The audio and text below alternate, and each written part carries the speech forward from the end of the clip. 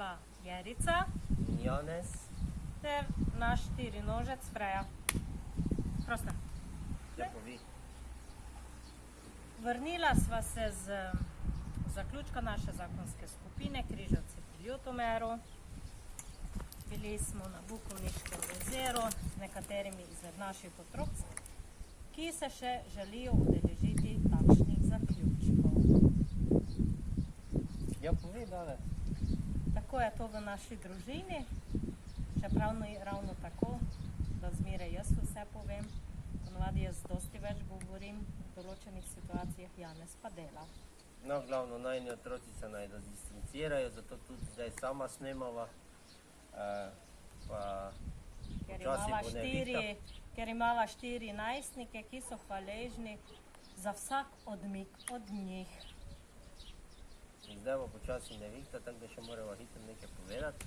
Jaz bi pa povedal to, da sem dolgo razmišljal, kaj je v boksarski vreči in kaj je notri takega, kako boksamo. In naša boksarska vreča je tu vzadi visela 2 leti, brez da bi jo zaščitili pred dežjem, mrazom, snegom in je začelo smrdeti. Potem sem se včeraj pogumil, pa sem to vrečo odprl, kaj sem not našel. Dosti zanič cun, ki so bile mokre in zato so začeli smrdeti.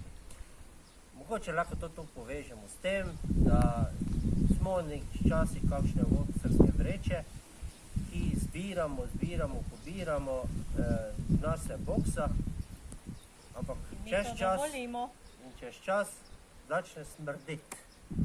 Zato je trebalo to boksarsko vrečo odpreti, tudi se mi odpiramo in vse te vsebina, kar se je bila zboksana, jo razprostremo na plan, pa jo posušimo ali pa si jo razložimo. Mogoče je to nekaj vrste podobo, mogoče napačen primer, ampak zdaj bomo mogli končati, ker dežuje. Ker je pričelo prijetno deževati oziroma škropiti.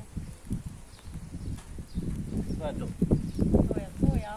Zaključek naše zakonske skupine je bil lep, sicer še brez dežja, sedaj pa poglejte, tudi tale dež je blagodejen.